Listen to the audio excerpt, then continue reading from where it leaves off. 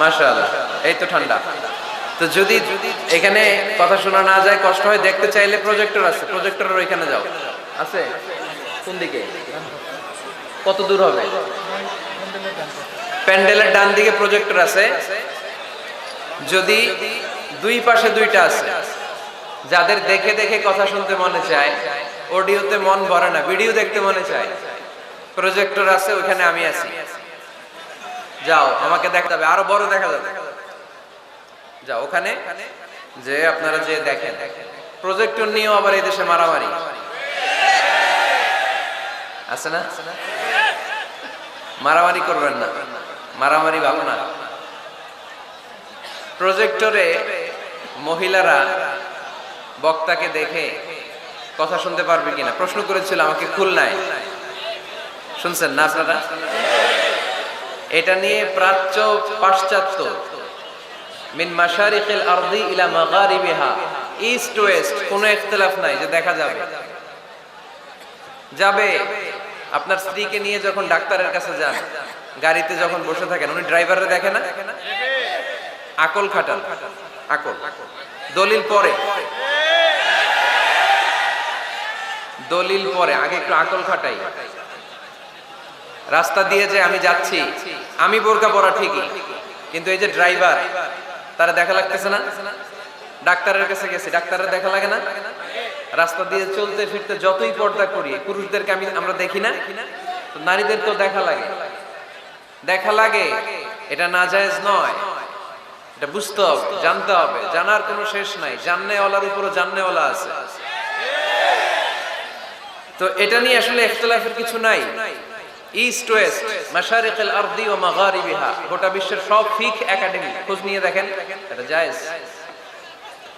আল্লাহ রাসূল সাল্লাল্লাহু আলাইহি ওয়াসাল্লাম আম্মা জান আয়েশা রাদিয়াল্লাহু তাআলা আনহাকে ঈদের দিন হাবাশি সাহাবীদের খেলা দেখিয়েছেন। খেলা, হাবাশি সাহাবারা মসজিদে নববীর পাশে, সহিহ বুখারীর বর্ণনা, তীর ধনুক দিয়ে খেলাধুলা করত। তা আম্মা জান আয়েশা দেখতে চাইলেন। আল্লাহর হাবিব সাল্লাল্লাহু আলাইহি ওয়াসাল্লাম এটা বুঝতে পারলেন, জিজ্ঞেস করলেন, তাশতাহিন তানজুরিন? বুখারীর বর্ণনা, তাশতাহিন তানজুরিন, আয়েশা তুমি কি দেখতে চাও? আম্মা জান বললেন, হ্যাঁ আমি দেখতে চাই। আল্লাহর হাবিব সাল্লাল্লাহু আলাইহি ওয়াসাল্লাম আম্মা জান আয়েশাকে পিছনে দাঁড় করালেন।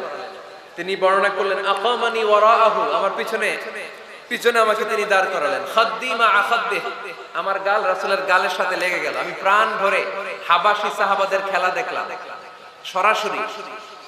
তো সরাসরি যদি পুরুষকে দেখতে পারেন আম্মা জান আয়েশা রাদিয়াল্লাহু তাআলা আনহা, এটা কি টিভির পর্দায় দেখা যাবে না? দেখা যাবে না? যাবে। দীর্ঘক্ষণ দেখার পরে আম্মা জান আয়েশা বললেন, হাত্তা মালিলতু, আমি ক্লান্ত হয়ে গেলাম, অনেকক্ষণ দেখলাম। আল্লাহ রাসূল সাল্লাল্লাহু আলাইহি ওয়াসাল্লাম বললেন, আয়েশা পরিপূর্ণ হয়েছে, তুমি কি তৃপ্তি সহকারে খেলা উপভোগ করেছো, ইথিওপিয়ান সাহাবীদের খেলা? আম্মা জান বললেন, হ্যাঁ আমি প্রাণ ভরে দেখেছি। আল্লাহর হাবিব সাল্লাল্লাহু আলাইহি ওয়াসাল্লাম বললেন, ঠিক আছে আয়েশা, এখন তুমি চলে যাও। সুবহানাল্লাহ পড়েন। সহিহ বুখারীতে আছে, যুদ্ধে যুদ্ধে নারীরা অংশগ্রহণ করতেন। স্ট্রেচারে করে অসুস্থ সাহাবাদেরকে টেনে এনে ওনারা সেবা করতেন। সেবা করার সময় চোখে গামছা বেঁধে রাখতেন, তাই না? ওনারা যখন অসুস্থ আহত সাহাবাদের চিকিৎসা করতেন, চোখে গামছা বেঁধে রাখতেন না? দেখতেন, দেখা যায়, প্রয়োজনে দেখা যায়। এই মাসালা ক্লিয়ার, গোটা বিশ্বের সব আমার একমত। এরপর খুলনায় আরেকটা প্রশ্ন করেছিল নারীদের পর্দা নিয়ে, আপনারা ইতিমধ্যে দেখেছেন বোধহয় না? তো এটা নিয়েও দেখলাম অনেক বাড়াবাড়ি। বাড়াবাড়ি কখনো কল্যাণ বয়ে নিয়ে আসে না। নারীরা কতটুকু পর্দা করবে, কতটুকু পর্দার হুকুম কি, সেখানে আমি বলেছি পর্দা করা ফরজ। এই পর্দা আপনার অধিকার, এটা আপনার আভিজাত্যের প্রতীক, আপনার রুচির প্রতীক। এটা বলে কতটুকু পর্দা, সেক্ষেত্রে আমি দুইটা মত উল্লেখ করেছিলাম, দুইটা মত উল্লেখ করেছি। মত নাম্বার 1, সারা শরীর ঢেকে রাখবে, ফেসটা খোলা রাখবে, হাত খোলা রাখবে, এটা একটা মত। আরেকটা মত, সব ঢেকে রাখতে হবে, শুধু চোখ খোলা, তাই না? দুইটা মত উল্লেখ করে আমি বলেছিলাম যে এটা হচ্ছে রুকসাত আর এটা হচ্ছে আজিমাত। আমি এও বলেছি যে এর চেয়ে শ্রেষ্ঠ পর্দার হতে পারে না। শুধু চোখ খোলা, সব ঢেকে রাখতে হবে, এটা শ্রেষ্ঠ পর্দা, এর চেয়ে ভালো পর্দা হতে পারে না। আমি নিজেও সাজেস্ট করি এটা, যে শুধু চোখ খোলা থাকবে। আবার ওই প্রশ্নের উত্তরে এও বলেছি, চেহারা হচ্ছে সৌন্দর্যের রাজধানী, চেহারাই যদি দেখা হয়ে যায় তো সব দেখা হয়ে যায়, এজন্য এটা আমি সাজেস্ট করেছি। তারপরে এরা আমার ধাক্কাইতে ধাক্কাইতে ওই মতের দিকে নিতে চায়, আছে না নাই? তো এই যে 3 বার যে আমি এই কথা বললাম, এগুলো শুনবার সময় কি কানে তুলা দিয়ে রাখছিলেন? হ্যাঁ, তখন কি শুনেন না এগুলো? মত 2টা বললাম কেন আমি? হুজুর 2টা কেন বলবেন? অন্য মতের প্রতি আপনার এত শ্রদ্ধা কেন? আমগো তো নাই। এই হইছে সমস্যা। ক্লিয়ার কাট কথা। পর্দার ক্ষেত্রে 2টা মতের উল্লেখ করেছি প্রিয় ভাইরা। বলেছি এক মত বলেছে ফেস খোলা, হাত খোলা, আরেক মত বলেছে শুধু চোখ খোলা। এবং আমি বলেছি এইটা শ্রেষ্ঠ পর্দা, এর চেয়ে ভালো পর্দা হয় না, বলছি না আমি? আবার বলছি যে আমি সাজেস্ট করি এটাই সবচেয়ে ভালো, এটা করবেন। এবং শেষে বলেছি চেহারা হচ্ছে সৌন্দর্যের রাজধানী, চেহারাই যদি দেখা হয়ে যায় তো সব দেখা হয়ে যায়। এগুলো কি প্রমাণ করে? আমি এই মতের পক্ষে না এই মতের পক্ষে? বায়ে না ডানে? ডানে। তো আমি এই মত অবলম্বন করি, মানে আপনাদের যেই মত আমারও এই মত। আমার ধাক্কা মারতেছেন কেন? ধাক্কাইতেছেন কেন আমাকে? ধাক্কাই আমার ওই মতে নিতে চায়, ঠিক না। বাড়াবাড়ি কখনো কল্যাণ বয়ে নিয়ে আসে না। আওয়াজ করবেন না, মনোযোগ দিয়ে শুনেন। এই যে মত, এটা আমার মত না, এটা অনেক স্কলারদের মত। নারীরা শুধু ফেস খোলা রাখবে আর হাতের কবজি পর্যন্ত খোলা রাখবে, এটা আমার মত না। আমি অন্যদের মতকে শুধু ন্যারেট করেছি, বর্ণনা করেছি মাত্র। মেজরিটি স্কলাররা, জুমহুরুল ফুকাহা, আই রিপিট, আমি আবার বলছি, মেজরিটি স্কলাররা বলেছেন ফেস এবং হাত খোলা রাখা যাবে। যদিও আমার মত এইটা না, আমার মত হচ্ছে যে শুধু চোখ খোলা রাখবে। মেজরিটি স্কলার, রাইসুল মুফাসসিরিন আব্দুল্লাহ ইবনে আব্বাস রাদিয়াল্লাহু তাআলা আনহুমা, যার ব্যাপারে আল্লাহ হাবিব সাল্লাল্লাহু আলাইহি ওয়াসাল্লাম দোয়া করেছেন, আল্লাহুম্মা ফাক্কিহহু ফিদ-দীন ওয়া আল্লিমহু তা'বীল, আল্লাহ তাকে আপনি দ্বীনের জ্ঞান শিক্ষা দেন, কোরআনের তাফসীর শিক্ষা দেন। উনার মত ছিল কোরআনের এই তাফসীরে, আয়াতের তাফসীরে, যে ইল্লা মা যাহারা মিনহা, নারীদের যতটুকু প্রকাশ হয়ে যায় সেক্ষেত্রে আল্লাহ ক্ষমা করবেন। এই যাহারা মিনহার তাফসীর উনি করেছেন আব্দুল্লাহ ইবনে আব্বাস, যে ফেস, আল ওয়াজহু ওয়াল কাফফান, চেহারা এবং হাত খোলা রাখা যাবে। আমার তাফসীর না, আব্দুল্লাহ ইবনে আব্বাসের তাফসীর, আনাস রাদিয়াল্লাহু তাআলা আনহুর তাফসীর। ইমাম আল কুরতুবীর তাফসীরে উনি এই মত এনেছেন, ইমাম ইবনে কাসীর এই মত এনেছেন। সবচেয়ে মজার ব্যাপার হচ্ছে ইমাম আবু হানিফারও এই মত। সুবহানাল্লাহ পড়বেন না? ইমাম আবু হানিফা আলাইহি রাহমা, উনারও এই মত যে নারীদের চেহারা এবং হাত এটা আওরাত নয়, এটা আওরাত নয়। আপনি আল আজহার ইউনিভার্সিটির ফিক একাডেমির খোঁজ খবর নেন, কিবারু লাজনাতু কিবারিল উলামা, ওনাদের ফতোয়া বোর্ডের রায় হচ্ছে নারীদের এই ফেস আর হাত নারীরা খোলা রাখতে পারবে। মিশরের যে ন্যাশনাল ফতোয়া বোর্ড, তাদেরও একই ফতোয়া। তো ওনাদেরকে গোমরা বলেন না কেন?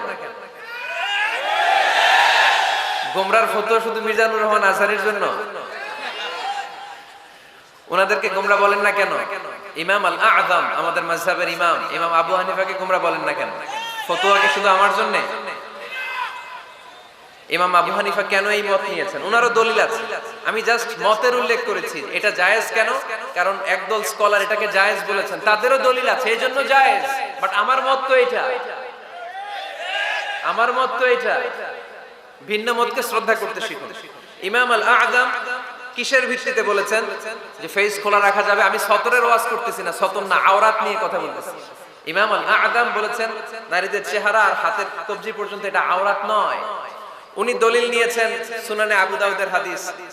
হঠাৎ একবার আল্লাহ রাসূল সাল্লাল্লাহু আলাইহি ওয়াসাল্লামের ঘরে, আম্মা জান আয়েশার ঘরে আসমা বিনতে আবি বকর রাদিয়াল্লাহু তাআলা আনহা চলে আসেন। আল্লাহ রাসূল সাল্লাল্লাহু আলাইহি ওয়াসাল্লামের শালিকা, পাতলা কাপড় পরে, যে কাপড়ে হাত দেখা যায়, শরীর দেখা যায়। আল্লাহ রাসূল সাল্লাল্লাহু আলাইহি ওয়াসাল্লাম চেহারাটা ঘুরিয়ে নিলেন, রেগে গেলেন এবং বললেন, আসমা তুমি এখন বড় হয়েছো, তুমি এখন বড় হয়েছো, ছোট্টটি নেই। নারীরা যখন সাবালিকা হয় তখন এতটুকু আর এতটুকু ছাড়া পুরো দেহকে ঢেকে রাখতে হয়। সুবহানাল্লাহ পড়বেন না? ইমাম আল আযম আবু হানিফা এই হাদিস থেকে দলিল নিয়েছেন। আরো দলিল আছে, সহিহ মুসলিম হাদিসের বর্ণনাকারী জাবির ইবনে আব্দুল্লাহ রাদিয়াল্লাহু তাআলা আনহু, ঈদের দিনে আল্লাহ রাসূল সাল্লাল্লাহু আলাইহি ওয়াসাল্লাম ঈদের সালাত পড়লেন, আযান একামত ছাড়া। সালাত পড়ানোর পরে তিনি তাকওয়ার ওয়াজ করলেন, সাহাবীদেরকে নিয়ে তিনি চলে যাচ্ছেন, হঠাৎ নারীদেরকে দেখে নারীরা বললেন আমাদেরকে ওয়াজ করেন। আল্লাহর হাবিব সাল্লাল্লাহু আলাইহি ওয়াসাল্লাম নারীদের সামনে ওয়াজ শুরু করে দিলেন। হাদিসের বর্ণনাকারী জাবির ইবনে আব্দুল্লাহ উনি বললেন, নারীদেরকে নিয়ে যখন আল্লাহ রাসূল সাল্লাল্লাহু আলাইহি ওয়াসাল্লাম ওয়াজ করতেছিলেন, আল্লাহ রাসূল যে ওয়াজটা সবচেয়ে গুরুত্ব দিলেন, আল্লাহর হাবিব সাল্লাল্লাহু আলাইহি ওয়াসাল্লাম বললেন তাসাদ্দাকনা, নারীরা তোমরা সদকা করো, দান খয়রাত করো, কারণ আমি দেখেছি তোমরাই বেশিরভাগ হবে জাহান্নামের লাকড়ি, তোমরাই বেশিরভাগ জাহান্নামের লাকড়ি হবে। এই কথা শুনে ফাকামাত ইমরাআতুন মিন ওয়াসাতিহিন, এক নারী দাঁড়ালো, নারীদের মাঝখান থেকে এক নারী দাঁড়িয়ে হাত তুলল। জাবির ইবনে আব্দুল্লাহ বলেন, নারীটি যখন দাঁড়ালো আমি দেখলাম সুফাআউল খাদ্দাইন, এই নারীর গালের মধ্যে ফুটফুট কালো দাগ, গালের মধ্যে কি কালো দাগ। তো ওনার চেহারা যদি খোলা না থাকতো গালের কালো দাগ দেখা যেত? কথা বলেন না কেন?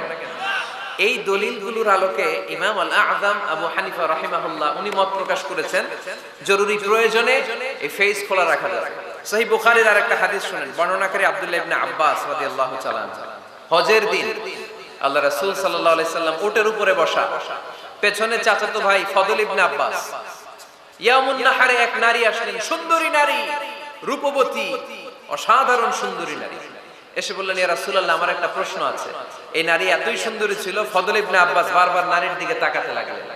আল্লাহর হাবিব সাল্লাল্লাহু আলাইহি ওয়াসাল্লাম, ফদল চেহারাটা ঘুরাও, এরকম বলে ফদলের চেহারা ঘুরায় দিলেন। ফদল আবার তাকালেন, আল্লাহর হাবিব সাল্লাল্লাহু আলাইহি ওয়াসাল্লাম বললেন, ফদল চেহারাটা ঘুরাও। উনি আবার তাকালেন, আল্লাহর হাবিব সাল্লাল্লাহু আলাইহি ওয়াসাল্লাম বললেন, এই ফদল চেহারাটা ঘুরাও। দেখেন নারীকে একবার বলতেছেন, এই মেয়ে তুমি সুন্দরী নারী, দেখো না ছেলেরা তোমার দিকে তাকায় আছে, চেহারাটা ঢাকো, বলছেন একবারও? কথা বলেন না কেন? বলেন নাই, বরং ফদল ইবনে আব্বাসকে চেহারা ঘুরাতে বলেছেন। তার মানে সব দায় দায়িত্ব নারীদের উপর বর্তায় না, পুরুষদেরকে নিজের দায়িত্ব নিতে শিখতে বলেছেন বিশ্বনবী সাল্লাল্লাহু আলাইহি ওয়াসাল্লাম। আমাদেরও দায়িত্ব আছে না নাই? তো এই হাদিসগুলোর আলোকে ইমাম আল আযম উনি মত পোষণ করেছেন যে ফেস খোলা রাখা যাবে। আমার মত না, তার মানে এটাও একটা মত আছে, উনাদেরও দলিল আছে। আমার মত হচ্ছে যে শুধু চোখ খোলা রাখতে হবে, বাকি সব ঢেকে রাখতে হবে। তারপরেও ওনারা আমাকে এই মতের দিকে নিতে চাচ্ছে। আমি তো আসলে দুইটা মত শুধু প্রকাশ করেছি। এই পরিবর্তিত বিশ্ব ব্যবস্থায় নারীদেরকে অনেক জায়গায় যেতে হয়, চিকিৎসার জন্য বেরোতে হয়, শিক্ষকতা করতে হয়। আপনি শুধু আপনার মাদ্রাসার গণ্ডির ভেতরটারই গোটা দুনিয়া ভাববেন না।